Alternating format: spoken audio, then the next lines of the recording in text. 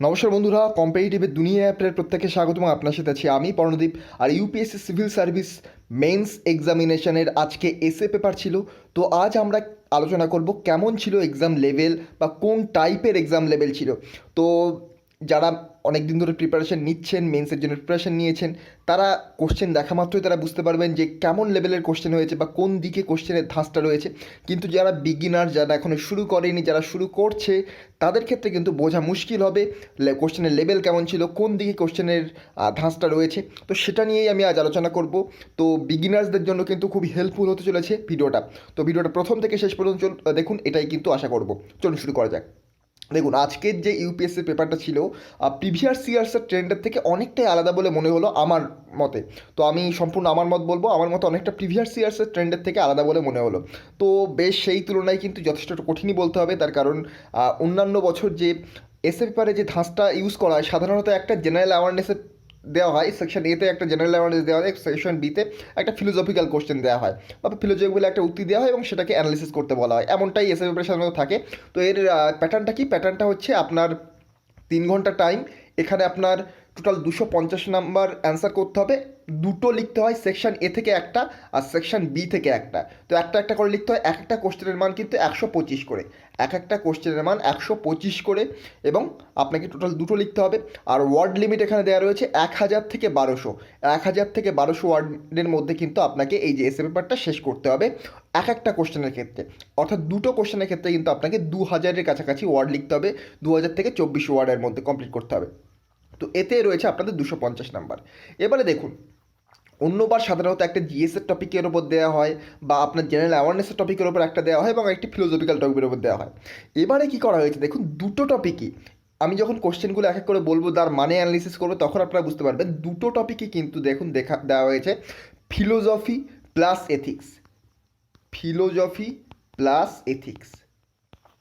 তো এই দুটো সাবজেক্টের বেসিসে কিন্তু দেওয়া হয়েছে। এবার আমরা এক একটা করে ধীরে ধীরে আলোচনা করবো যে কোন কোশ্চেন কী বলতে চাইছে। আপনি যদি সিম্পল ওয়েতে পড়েন, আপনি কিন্তু বুঝতে পারবেন না যে কোশ্চেনের মানেই কী। তো হিন্দি ইংলিশ দুটো পড়ার পরে আপনার একটু ধারণা ক্লিয়ার হবে। তো দেখুন, প্রথম আমরা এক এক করে দেখব কোন কোশ্চেন কী বলছে। এথিক্স আমাদের জিএস পেপার 4-এ রয়েছে ইউপিএসসির ক্ষেত্রে, কিন্তু ফিলোসফি কিন্তু এরকমভাবে নেই। যাদের অপশনাল রয়েছে ফিলোসফি, তাদের তো অসুবিধে নেই, কিন্তু ফিলোসফি আপনাদের এসএ পেপারের জন্য কিন্তু অনেকটা হেল্প করবে। এসএ পেপারের জন্য কিন্তু খুবই ইম্পর্ট্যান্ট। তো আসি গ্রুপ এ বা সেকশন এ, যেখানে প্রথম যে কোশ্চেনটা বলছে 1 নম্বরে, the process of self discovery has now been technologically outsourced. তো কথাটার মানে কিন্তু অনেকটা গভীর, অতটা সোজা কিন্তু নয় আপনি যতটা ভাবছেন। তো এর অর্থ কি? এর অর্থ হচ্ছে আমরা সামাজিক জীবনে বা আমরা আমাদের নিজেদের জীবনে যে ডিসিশানগুলো নিই, আমরা যে কাজগুলো করি, সেগুলো কিন্তু বেশিরভাগই কিন্তু অন্যদের দ্বারা প্রভাবিত হয়ে করি। আমরা নিজেকে যে ডিসকভার করি, আমরা নিজেদের যে ডিসিশানগুলো নিই, সেগুলো কিন্তু অন্যদের দ্বারা প্রভাবিত হয়ে নিই। দেখুন, ইংলিশের টার্মটার সাথে কিন্তু আমি যেটা বললাম সেটা অনেকটা মিল পাবেন না। এবার আপনি যদি হিন্দিটা পড়ে দেখুন, হিন্দি কি বলছে, আত্মসন্ধান কি প্রক্রিয়া अब तकनीकी रूप से বো এটা আমার জানা নেই টার্মটা। তো এটা বলছে যে আত্মসন্ধানের যে প্রক্রিয়া, সেটা টেকনিক্যালি বা টেকনোলজিক্যালি সেটা কিন্তু বাইরের সাধারণ মানুষের হাত দিয়েই হয় বা সাধারণ মানুষের দ্বারা প্রভাবিত হয়। কেন বলছে এমন দেখুন, বর্তমানে সোশ্যাল মিডিয়ার যুগ। ধরুন আপনি কোনো একটা পলিটিক্যাল পার্টিকে সাপোর্ট করছেন, ছোট্ট একটা এক্সাম্পল দিচ্ছি। আপনি ধরুন একটা পলিটিক্যাল পার্টিকে সাপোর্ট করছেন। এবারে সোশ্যাল মিডিয়াতে আপনি যখনই যাবেন, আপনি নিশ্চয়ই সেই পলিটিক্যাল পার্টির যে গ্রুপগুলো আছে সেই গ্রুপগুলোতে জয়েন করবেন।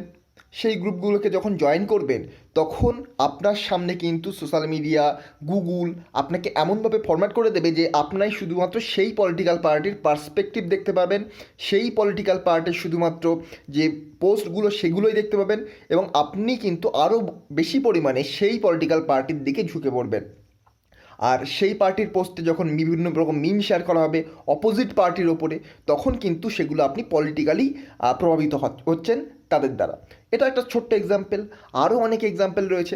আপনার ধরুন বাইকের কোনো রকম শখ নেই, আপনার চারপাশে প্রত্যেকের হাতে একটা করে বাইক রয়েছে, আপনার কাছে সাইকেল রয়েছে, বা অনেক দিন থাকার পরে কিন্তু আপনার এটা মনে হবে যে আমার কাছে যদি একটা বাইক থাকতো সেটা কিন্তু খুবই ভালো হতো। অর্থাৎ আপনার ডিসিশন কিন্তু বা আপনার যে সেলফ ডিসকভারি সেটা কিন্তু প্রভাবিত হচ্ছে বাইরের মানুষের দ্বারা। আশা করি ক্লিয়ার হলো অনেকটা। তো এটাই কিন্তু আপনাকে 1000 থেকে 1200 ওয়ার্ডের মধ্যে বিভিন্ন ফরম্যাটে, এর কিন্তু একটা নির্দিষ্ট ফরম্যাট রয়েছে, ইন্ট্রোডাকশন থেকে শুরু করে কনক্লুশন পর্যন্ত একটা নির্দিষ্ট ফরম্যাটে আপনাকে সাজাতে হবে। 2 নম্বর কি বলছে, your perception of me is a reflection of you, my reaction to you is an awareness of me. অর্থাৎ তুমি আমাকে নিয়ে যে পারসেপশান করো, আমাকে নিয়ে যে ধারণা করো, তোমার ধারণা আমার সম্পর্কে যেটা, সেটা তোমার যে চরিত্র সেটাকে রিফ্লেক্ট করছে। অর্থাৎ একজন ব্যক্তি রাম আর একজন ব্যক্তি শ্যামকে সেই ধরনের চোখেই কিন্তু দেখবে, শ্যাম নিজেকে যে চোখে দেখে, সরি ভুল বললাম, রাম নিজেকে যে চোখে দেখে। অর্থাৎ রামের চরিত্র যেমন, রাম কিন্তু আরেকজন ব্যক্তিকে বা শ্যামকে বা যদুকে মধুকে সেই একই চোখে কিন্তু দেখবে। অর্থাৎ তোমার পারসেপশান আমার সম্পর্কে সেটাই যেটা তোমার চরিত্রকে রিফ্লেক্ট করছে। My reaction to you is an awareness of me. অর্থাৎ আমি তোমার ওপর যে রিয়াকশানটা দেবো, আমি তোমার ওপর সেই ব্যবহারের যে রিয়াকশান বা প্রতিক্রিয়াটা করব, সেটা কিন্তু আমার অ্যাওয়ারনেস বা আমার নলেজের ওপর নির্ভর করবে, আমার সংস্কারের ওপর নির্ভর করবে। আশা করি ক্লিয়ার হলো। এবারে আমি একটু ছোট্ট করে এক্সাম্পল দিয়ে বোঝানোর চেষ্টা করি। দেখুন, দুজন ব্যক্তির মধ্যে কোনো রকম একটা কনফ্লিক্ট দেখা দিল। একজন ব্যক্তি আরেকজন ব্যক্তিকে বিভিন্ন রকম চারিত্রিক দিক থেকে নিন্দা করছে। সেই ব্যক্তি যখন আরেকজন ব্যক্তিকে চারিত্রিক দিক থেকে নিন্দা করছে, তার একটাই অর্থ বোঝায় সেই ব্যক্তির চারিত্রিক দিকগুলো কিন্তু সেই ব্যাপারে কিন্তু একটু দুর্বল প্রকৃতির বলতে পারেন। আবার তার অপোজিট ব্যক্তি, যে ব্যক্তিকে নিন্দা করা হচ্ছে, সেই ব্যক্তি সেটাই রিয়্যাক্ট করবে যেটা তার সংস্কারে রয়েছে, সেই ব্যক্তি সেটাই রিয়াকশন করবে যেটা তার নলেজে রয়েছে, যেটা তার সংস্কার বা সেটা যে শিখেছে তার উপরই রিয়্যাক্ট করবে। অর্থাৎ সে একটা কাজ করতে পারে, সে হয়তো মারতে পারে তাকে উল্টে, সে চুপ করে সেটাকে শুনে সেটাকে ইগনোর করতে পারে। আমার এই নিয়ে একটা মহাবীরের একটা, গৌতম বুদ্ধের একটা উক্তি মনে পড়ে গেলো। আপনি যদি এনসিইআরটি পড়ে থাকেন তাহলে বুঝতে পারবেন, এই উক্তিটার রিলেট করতে পারবেন। এনসিইআরটিতে লেখা রয়েছে, গৌতম বুদ্ধকে একদিন একজন অপমান করছিলেন। গৌতম বুদ্ধ তাকে বললেন যে, ধরো তুমি আমার কাছ থেকে কিছু নিলে, অথবা ধরো তুমি আমাকে কিছু একটা দিচ্ছ, আমি তোমার কাছ থেকে সেটা নিলাম না, তাহলে কি হবে? সেই ব্যক্তি অ্যান্সার করলেন যে, যেটা আমার কাছে ছিল সেটা আমার কাছেই থেকে যাবে। তখন গৌতম বুদ্ধ বললেন যে, আমি তোমার অপমানকে আমি অ্যাকসেপ্ট করলাম না। তার অর্থ কী? তার অর্থ সেই যে অপমান, সেটা কিন্তু সেই ব্যক্তির কাছে থেকে গেল। এটাই একটা এক্সাম্পল। অর্থাৎ তোমার পারসেপশান আমাকে নিয়ে যেটা, সেটা তোমার চরিত্রের রিফ্লেকশান, এবং আমি তোমাকে যেটা রিয়্যাক্ট করব তোমার এই যে পারসেপশানের ওপরে, সেটা কিন্তু আমার অ্যাওয়ারনেস বলতে পারো, সেটা আমার সংস্কার বলতে পারো। তো এই হচ্ছে 2 নম্বর, এটাকে অ্যানালিসিস করতে হবে 1000 থেকে 1200 ওয়ার্ডের মধ্যে। 3 নম্বর বলছে, philosophy of of wantlessness is utopia. দেখুন, এই উথোপিয়া বা ইউথোপিয়া, এটার অর্থ হচ্ছে স্বর্গরাজ্য। While materialism is a chimera. অর্থাৎ যেখানে ম্যাটেরিয়ালিজম কথার অর্থ হচ্ছে বস্তুবাদ। বস্তুবাদ যেখানে একটা মায়া বা বলতে পারেন একটা ঘোরের জগৎ, অবসেশন যেটা। তো এখানে কি বলছে, ফিলোসফি অফ ওয়ান্টলেসনেস, অর্থাৎ ইচ্ছাহীনতা। আপনার কোনো কিছু ইচ্ছা নেই, আপনি পুরোপুরি উদাসীন, আপনি কোনো ব্যাপারে খুব বেশি কিছু চান না, আপনার চাহিদা খুব বেশি নেই। বর্তমানের দিনে এর যে ফিলোসফি, আপনার ইচ্ছাহীনতার এই যে ফিলোসফি, এটা কিন্তু বর্তমানে স্বর্গরাজ্য। এবং বস্তুবাদের ক্ষেত্রে এটা কিন্তু একটা মায়ার জগতের মধ্যে, এটা কিন্তু আপনি নিজেকে স্বর্গরাজ্যে নিয়ে যাচ্ছেন। এর অর্থ কী? ধরুন, বর্তমানে বিভিন্ন রকমের ডিমান্ড রয়েছে। প্রত্যেকটা মানুষ চায় যে সে লাখ লাখ টাকা ইনকাম করবে, সে প্রচুর টাকা ইনকাম করবে, তার গাড়ি থাকবে, তার বাড়ি থাকবে, সব কিছু থাকবে তার কাছে পাওয়ার থাকবে, প্রত্যেকটা মানুষ চায়। তো এই কন্ডিশনে দাঁড়িয়ে কেউ যদি বলে যে আমার এমন কিছুই চাই না, আমার শুধুমাত্র জীবনযাপনের জন্য যা পর্যাপ্ত সেটা হলেই হবে, এই কন্ডিশনে দাঁড়িয়ে এই যে মানসিকতা, এটা কিন্তু আপনাকে স্বর্গরাজ্যে নিয়ে যাবে, যেখানে প্রত্যেকটা দিকে আপনি যেখানে চাকাবেন, প্রত্যেকটা দিকেই কিন্তু কম্পিটিশান রয়েছে, প্রত্যেকে কিন্তু এগিয়ে যাওয়ার জন্যে দৌড়চ্ছে, একটা রেসে দৌড়চ্ছে। প্রত্যেকের সামনে কিন্তু একটা বস্তুবাদ রয়েছে, অর্থাৎ বিভিন্ন রকম ম্যাটেরিয়ালিস্টিক চাহিদা রয়েছে, ডিমান্ড রয়েছে, প্রত্যেকের একটা লোভ রয়েছে। ম্যাটেরিয়ালিস্টিক সোসাইটিতে প্রত্যেকের একটা লোভ রয়েছে। তো সেক্ষেত্রে আপনার যদি কোনো রকম ইচ্ছাহীনতা থাকে, সেটা কিন্তু ইউথোপিয়া বা উথোপিয়া বলতে পারেন, এটা হচ্ছে স্বর্গরাজ্যের বাংলা অর্থ স্বর্গরাজ্য। এটাকে আপনাকে অ্যানালিসিস করতে হবে। এবার এক্সাম্পল প্রচুর দিতে গেলে প্রচুর টাইম লেগে যাবে। 4 নম্বর কি বলছে? 4 নম্বর বলছে the real is rational and the rational is real. অর্থাৎ যেটা সত্য সেটাই যৌক্তিক এবং যেটা যৌক্তিক সেটাই কিন্তু সত্য। এটা অনেকটা কিন্তু ফিলোসফির ডেপথে গিয়ে এই কোশ্চেনটা। তো অনেক রকম এক্সাম্পল দেওয়া যায়। যেমন দেখুন, কোনো কিছু আহ, সত্য সত্য জিনিস সেটাই কিন্তু যুক্তির দ্বারা গ্রাহ্য করা হতে পারে। অনেকে বলেন ভূত নেই।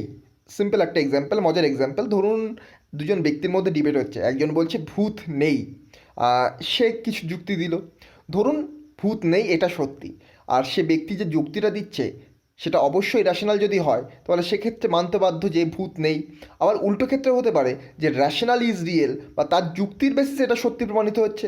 বা ধরুন ভূত নেই, আমি এটাকে সত্যি মেনে নিচ্ছি, এর বেসিসে আমি যুক্তি তৈরি করতে পারি। তো আমি স্যার ছোট্ট একটা এক্সাম্পল দিলাম, এরকম এক্সাম্পল দেওয়া যায় না, কিন্তু জাস্ট বোঝানোর জন্য বলার চেষ্টা করলাম যে রিয়েল ইজ র্যাশনাল, অর্থাৎ যেটা সত্য সেটাই যৌক্তিক, আর যেটা যৌক্তিক সেটাই সত্য। দুটোকেই কিন্তু আপনাকে কন্ট্রাডিক্ট করে দুটোকেই কিন্তু আপনাকে সত্য প্রমাণ করতে হবে এক্ষেত্রে। নেক্সট দেখব সেকশন বি। সেকশন বিতে বলছে hand that rocks the cradle rules the world. অর্থাৎ যে পালন করছে, অর্থাৎ পালনা ঝুলানে वाले बाले के हाथ में ही সংসার কা বাগডোর হতে হয়। অর্থাৎ যে সব কিছু সামলাচ্ছে তার হাতেই কিন্তু সংসারের যে চাবিকাঠি সেটা কিন্তু তার হাতেই থাকে। অর্থাৎ যে শুধুমাত্র শুয়ে বসে থাকলে হবে না, সব কিছু কে সামলাচ্ছে তার হাতেই কিন্তু সংসারের চাবিকাঠি থেকে। অ্যাকচুয়ালি এটা ফিলোসফিক্যাল উক্তি। এটা আমার এক্স্যাক্টলি মনে পড়ছে না নামটা, আমি এটা সার্চ করছিলাম গুগলে সার্চ করলেই আমি দেখতে পাচ্ছিলাম যে একজন বিখ্যাত ব্যক্তির বলা উক্তি। তো তার বেসিসে কিছু দেওয়া আছে। তো আপনারা একটা কাজ করতে পারেন, এটাকে কিন্তু গুগলে বসাতে পারেন। গুগলে বসালে আপনারা কিন্তু একটা বেসিক ধারণা পাবেন। Next, what is research but a blind date with knowledge. এগুলো আমার হিন্দিটা পড়তে হয়েছে, কারণ এগুলো ফিলোসফিতে অনেক ডেপথে গিয়ে করেছে। যেমন এই কোশ্চেনটা মোটামুটি একটু সহজ ছিল, এই যে 7 নম্বর একটু সহজ ছিল, 8 নম্বর একটু সহজ ছিল, কিন্তু প্রথম দুটো বেশ ডেপথেই ছিল। যেমন বলছে হোয়াট ইজ রিসার্চ, মানে রিসার্চ কি, আবার বলছে but a blind date with knowledge, জ্ঞান কে সাথ এক আজনবী মুলাকাত। সোচ কেয়া হয়, অর্থাৎ চিন্তাভাবনা কি, রিসার্চ কি, এবং জ্ঞানের সাথে যে একটা অজানা মিলন সেটাকে এক্সপ্লেন করতে হবে।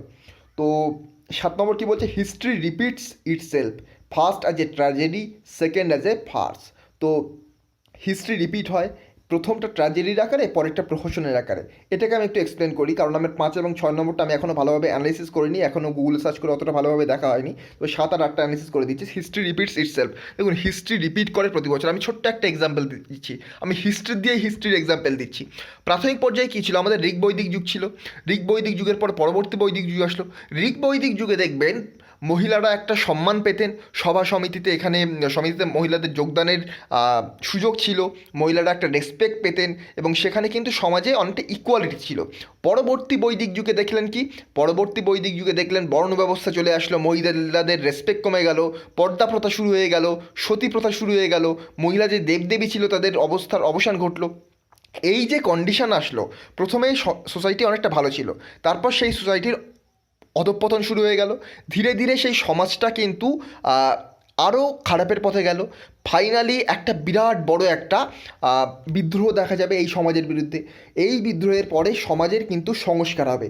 এই সমাজ সংস্কারের পরে সেই সমাজ আবার শুদ্ধ হয়ে যাবে। সেই শুদ্ধ হয়ে যাওয়া সমাজ আবার ধীরে ধীরে ধীরে ধীরে কিন্তু আবার একই পর্যায়ে সেটা কিন্তু আবার আগের পর্যায়ে চলে যাবে। অর্থাৎ সেই আবার খারাপের পর্যায়ে চলে যাবে, আবার একটা বিদ্রোহ হবে। আর এটা কিন্তু সেই প্রাচীন যুগ থেকে শুরু করে বর্তমান যুগ পর্যন্ত হয়েই এসেছে। আর এটাই হচ্ছে হিস্ট্রি রিপিট ইটসেলফ। হিস্ট্রি কিন্তু তার মতো করে আবার রিপিট হয়, প্রথমবার ট্র্যাজেডির মতো করে, পরের বার প্রহসনের মতো করে। এটাই আপনাকে ডিটেলসে বলতে হবে, জাস্ট আমি একটু এক্সাম্পল দিয়ে বোঝানোর চেষ্টা করলাম। নেক্সট দেখুন, there are better practices to best practices. অর্থাৎ বেস্ট প্র্যাকটিসেসের থেকেও কিন্তু বেটার প্র্যাকটিসেস হয়। যেমন ধরুন আপনি একটা কাজ করেছেন, আপনার পার্সপেক্টিভ থেকে সেটা হচ্ছে বেস্ট। আপনি একটা কাজ করেছেন সেটা আপনার পার্সপেক্টিভ থেকে বেস্ট, আরেকজনের পার্সপেক্টিভ থেকেও বেস্ট হতে পারে। কিন্তু আপনি যে কাজটা করেছেন তার থেকেও ভালো কিন্তু কাজ আরেকজন করতে পারে।